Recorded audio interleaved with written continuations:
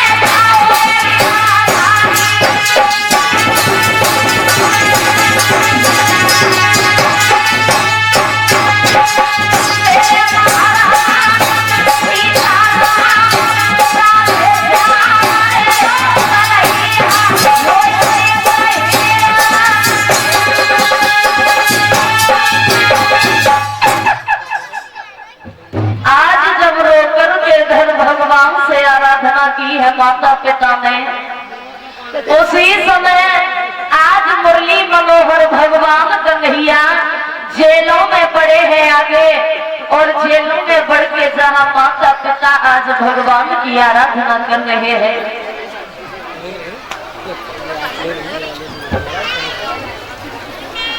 और ये बड़े भ्राता आरपी स्टूडियो से भगवान की कृपा से आज हमें सभी को पुरस्कार से सम्मानित करते हैं। भगवान से आशा करती हूँ कि परमात्मा इनके जीवन में हमेशा सुख शांति बरसाए रखे और ऐसे ही धर्म के रास्ते पर आगे बढ़ते रहें। आज मुरली मनोहर भगवान कन्हैया जैसे ही आगे बढ़े हैं तो क्या देखा कि उनके माता पिता आज रो रो कर भगवान को याद कर रहे हैं, और जब देखा है कि माता पिता दोनों रो रहे हैं, उसी समय मेरे भक्तों आज भगवान श्याम सुंदर पहुंचे हैं अपनी माता पिता के पास। आज कारागृह में जैसे ही पहुंचे हैं तालों को खुलवाया और जाकर अपनी मैया को देखते ही सीने से लगा लिया। आज भगवान कन्हैया ने मैया देवकी को सीने से लगाया और कहने लगे, माँ मुझे क्षमा कर दो, मुझे बहुत देर हो गई आने में। मैया आज रोकर के बोली है, बेटा मुझे नहीं पता था कि एक दिन मेरी ये तपस्या मेरे काम आ जाएगी, क्योंकि भक्तों किसी ने कहा है कि किसी की भी कोई भी मनोकामना अगर प्रभु से सच्चे मन से करते हैं तो परमात्मा उसकी मनोकामना को अधूरा नहीं छोड़ते।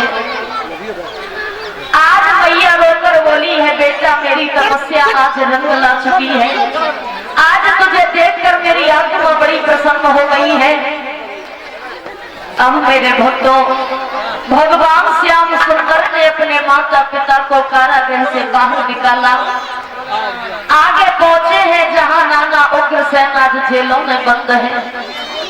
जाकर के मंत्री को आदेश दिया और नाना उग्रसेन को आज कारागृह से बाहर निकाला।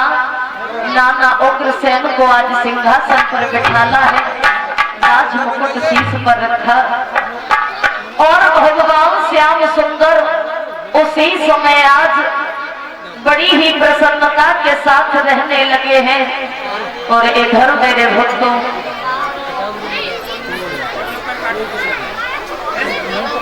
सभी गोपियों का रो रो कर बड़ा बुरा हाल हो गया।